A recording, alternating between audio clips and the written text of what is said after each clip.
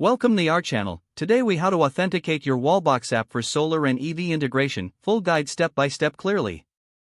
Open your Wallbox app on your smartphone. Ensure that you are connected to a stable Wi-Fi network.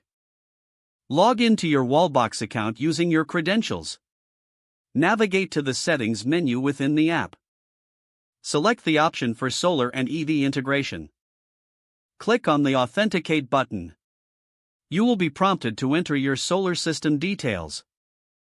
Input the required information about your solar panel setup.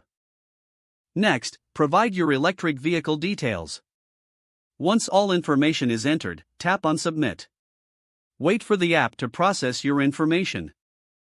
You will receive a confirmation notification if the authentication is successful. If unsuccessful, double-check your entries for accuracy. After successful authentication, return to the main menu. You should now see your solar and EV integration options available. Explore the features to optimize your energy usage. Make sure to monitor your system regularly for updates. If the page does not load, refresh the browser or try again in a private or incognito window. Make sure you are using the correct email address, then, if your password is not accepted, use the reset option and create a new strong password you can remember. Check your spam folder for verification or security emails, then complete any requested confirmation steps. Enable two-factor authentication if available to improve account security and reduce unauthorized access risk. After signing in, review your profile details so your contact information and settings are accurate. If you see an error message, note it down and try again after restarting your device and internet connection.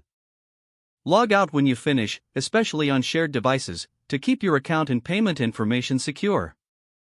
If the page does not load, refresh the browser or try again in a private or incognito window.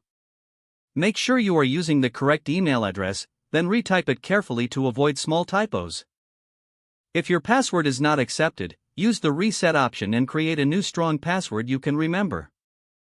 Check your spam folder for verification or security emails, then complete any requested confirmation steps.